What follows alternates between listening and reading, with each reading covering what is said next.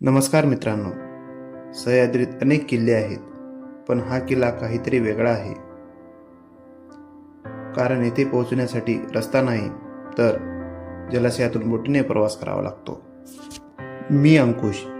आज आम्ही वन विभागात विविध पदावर कार्यरत असलेले सहकारी समूहाने निघालो आहोत सह्याद्रीतील एका दुर्गाकडे, व्याघ्रगड वासोटा.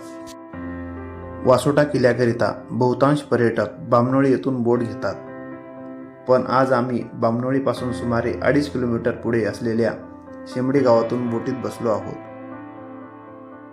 आम्ही सध्या ज्या जलाशयातून प्रवास करत आहोत तो म्हणजे शिवसागर जलाशय.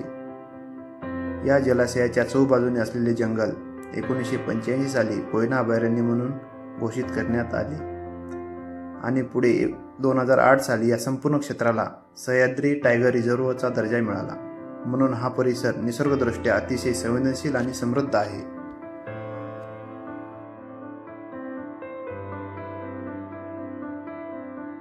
तासाभराच्या प्रवासानंतर आम्ही पोहोचलो आहोत वासोटा बोट स्टेशन येथे. बोट राईडचा आनंद झाला, पण खरी कसोटी आता सुरू होते. वासोट्याची ही कठीण चढाई जी प्रत्येकाची परीक्षा घेते. बोटीतून उतरून काही अंतर चालत गेल्यावर समोर दिसते ती सह्याद्री टायगर रिझर्वची कमान. इथून पुढे प्रवेशासाठी तिकीट काउंटर आहे, जिथे प्रत्येक पर्यटकाची नोंद केली जाते. पुढे जाताना आपल्या जवळची प्लॅस्टिकची येथे तपासणी व मोजणी केली जाते आणि त्या बदल्यात डिपॉझिट रक्कम जमा करून घेतली जाते. तपासणी पूर्ण झाली आणि आमची पावलं वळली त्या घनदाट जंगलाकडे. इथून पुढचा रस्ता म्हणजे एका वेगळ्या विश्वाची जाणीव आहे.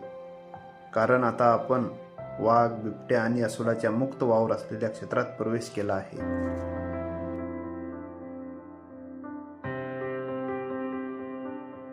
मंदिराचं दर्शन घेऊन आम्ही पुढे सरकलो आणि खरी दमछाक करणारी चढाई सुरू झाली. उभ्या चढणीचा हा रस्ता आणि पावलापावलावर असणारी ही निसरडी माती. सह्याद्री खऱ्या अर्थाने आमची परीक्षा घेत होता, पण आमचा निर्धार मात्र पक्का होता. पुढे चालत गेल्यावर वाटेतच हा बोर्ड लागतो, जिथून डावीकडे जाणारी वाट नागेश्वर श्रोक्याकडे जाते, तर सरळ जाणारी ही मुख्य वाट आपल्याला घेऊन जाते दुर्ग वासोट्याकडे.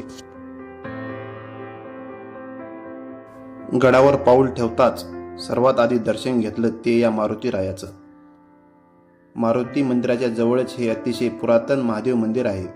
इतिहासकाराच्या मते हे मंदिर आणि इथल्या मूर्ती शिल्हार काळातील असाव्यात, ज्यांनी या गडाची बांधणी केली. सह्याद्रीच्या या कुशीत घनदाट जंगलाच्या माथ्यावर बसलेलं हे भोळ्या शंकराचं स्थान मनाला एक विलक्षण शांतता आणि ऐतिहासिक वारशांना समाधान देऊन जातं.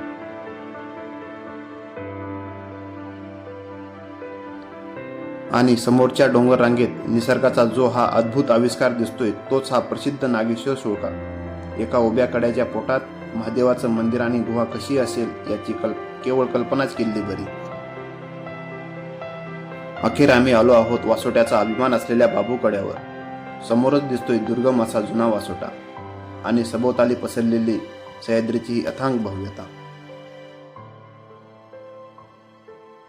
गडावरचा हा विलोभनीय निसर्ग डोळ्यात साठवून आणि वनभोजनाचा आस्वाद घेऊन आम्ही आमचा परतीचा प्रवास सुरू केला. वासोट्याची ही मोहीम आमच्या सदैव आठवणीत राहील. जय शिवराय.